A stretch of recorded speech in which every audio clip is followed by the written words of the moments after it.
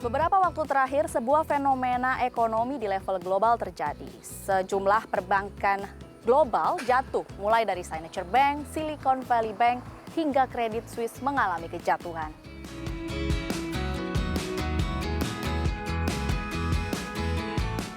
Kejatuhan bank-bank besar ini tentu saja membuat pasar global menjadi khawatir karena dampaknya cukup besar, berdampak bagi berbagai sektor yang ada dan juga terjadi di negara maju dan juga negara berkembang. Lalu bagaimana dengan Indonesia? Apakah ini menjadi sebuah tantangan yang besar, terutama kalau kita bicara soal sektor properti, atau dibanding tantangan ini akan membuat peluang juga yang besar bagi sektor ini? Mari kita bahas selengkapnya di sektor properti dan tantangan di pasar global.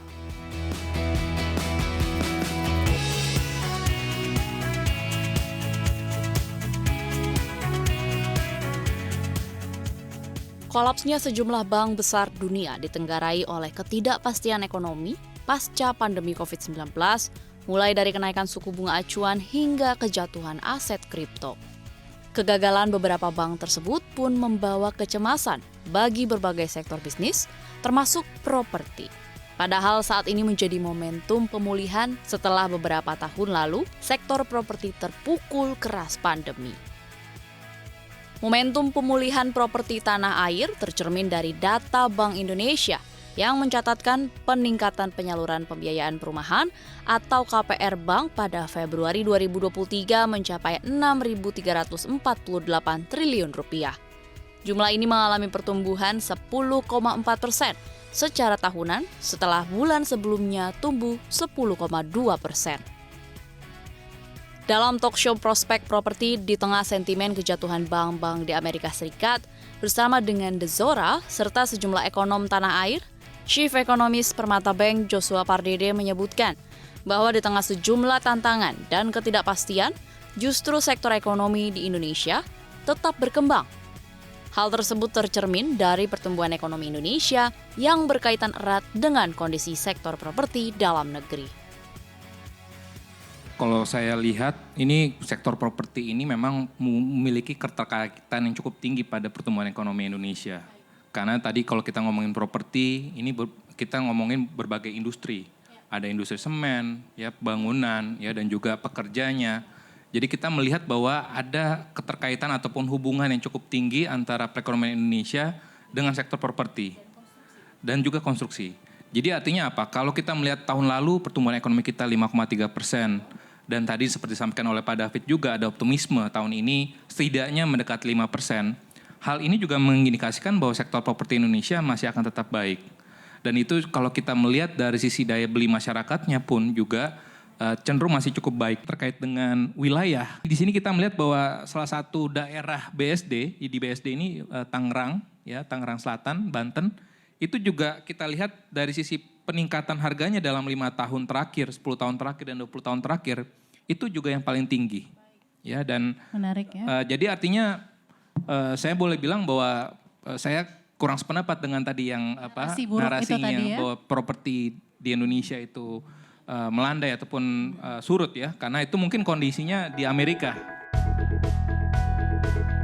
Sementara itu mencermati kondisi saat ini, senior ekonomis Afiliani mengatakan bahwa stimulus pemerintah terhadap sektor properti lewat insentif pajak efektif dalam merangsang pertumbuhan sektor ini.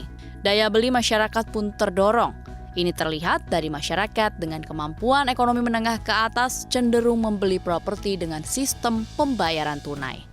Ya, jadi kalau kita lihat sebenarnya tahun 2022 itu aja tumbuh 11% ya. Dan diperkirakan kalau kita lihat RBB dari bank-bank di tahun 2023 itu cenderung hampir 9-11%. Itu menunjukkan sebenarnya optimisme daripada pelaku perbankan dalam menyalurkan kredit. Nah, salah satu kredit yang diberikan adalah properti dan kemudian juga kita lihat pemerintah untuk meningkatkan properti adalah diberikan insentif pajak ya. Jadi properti dan mobil gitu. Kenapa? Karena di sini memang pemerintah melihat harus sama-sama antara kredit dengan insentif. Karena dengan insentif itu diharapkan konsumsi masyarakat dan penempatan dana masyarakat itu bisa menciptakan lapangan pekerjaan. Chief Economist BCA David Sumual pun menjelaskan, kondisi ekonomi dalam negeri lebih baik dari perkiraan tahun lalu yang sempat diramalkan akan menjadi masa gelap bagi sektor ekonomi. Namun, bak blessing in disguise, David menyebutkan kejatuhan bank-bank global justru menimbulkan dampak positif bagi dalam negeri di mana kinerja mata uang Garuda terus menguat. Kewaspadaan itu diperlukan, tapi memang kita tetap melihat bahwa sebenarnya ekonomi Indonesia ini bisa dibilang punya pondasi yang bagus ya. Dan kolapsnya bank-bank di Amerika ini memang jadi satu kewaspadaan juga. Tapi saya melihat justru impactnya terakhir-terakhir ini justru malah positif ya. Kita lihat rupiah kita menguat ke hari ini sudah ya? Hari ini udah 14.700 ya. Jadi yang kemarin beli dolar masih bisa turun lagi ternyata gitu ya, 14.700. Dikiranya 14.800 sudah rendah. Dan kelihatannya ini juga kaitannya dengan ekspektasi bahwa memang Fed itu kemungkinan tidak lagi sehawkish sebelumnya. Nada optimisme dari sektor properti ini pun disambut baik oleh para pengusaha. Public figure pengusaha di bidang properti sekaligus loyal customer dari klaster The Zora, Titi Kamal percaya bahwa sektor properti memiliki nilai yang menguntungkan untuk berinvestasi karena nilainya yang terus bertumbuh alias tidak tergerus kondisi gonjang-ganjing yang ada. Memang aku ada beberapa pertimbangan sama suami. Biasanya itu kita selalu mencari yang memang nilai investasinya naik terus. Dan properti ini akan selalu menjadi primadona karena memang nilainya selalu naik terus. Seperti contohnya kayak The Zora, awal beli itu untuk tipe yang kecilnya dari harga 4M sekarang udah 6M. Jadi emang bagus banget untuk investasi. Dan selain itu aku perhatikan fasilitasnya ya. Lingkungannya nyaman, ada tempat untuk main tenis juga, ada kolam renang juga, ada zen room, bisa untuk ngajak teman-teman kumpul dan rapat di sini. Jadi suasananya enak, nyaman, buat anak-anak juga happy di sini.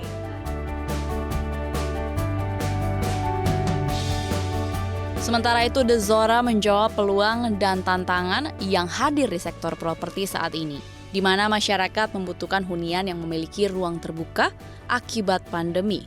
Jenny Kurniawan selaku Head of Sales and Promotion The Zora mengatakan fasilitas ruang terbuka tersebut tersedia di setiap lantai unit rumah The Zora yang menggunakan konsep Asian Tropical Modern. Di sisi lain, sejumlah fasilitas yang memadai juga sudah disediakan. Bukan hanya memberikan ruang interaksi, tapi juga memberi rasa aman dan juga nyaman. Semua dikerahkan untuk mengakomodir kebutuhan penghuni. Jadi kalau di The Zora itu kalau kita bicara rumah, pastinya secara tidak sengaja waktu mendesain itu di 3 lantai itu masing-masing punya area kayak semacam balkon dan itu terbuka. Sehingga ternyata area terbuka itu sangat dibutuhkan pada saat kita pandemi gitu ya. Diminta untuk sering berjemur di terik matahari gitu ya untuk periode tertentu dan itu sudah kita adakan ya. Dan kemudian itu di unit rumah.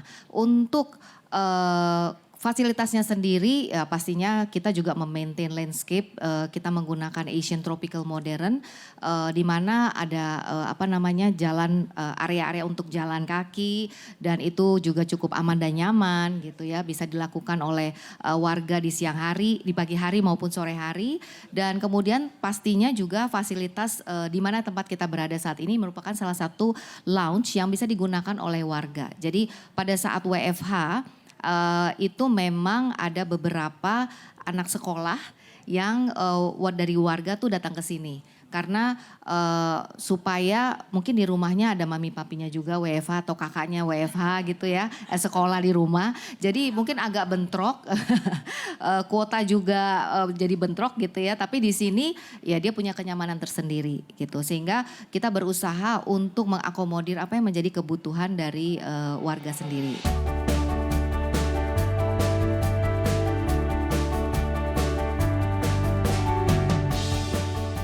Ya itu tadi pemirsa CNBC Indonesia, kita sudah menyimak langsung bagaimana prospek properti di dalam negeri di tengah ketidakpastian global. Kita semua berharap bahwa sektor properti di Indonesia terus ekspansif, terus berkembang karena menjadi salah satu tolok ukur ekonomi di dalam negeri. Tim Liputan CNBC Indonesia.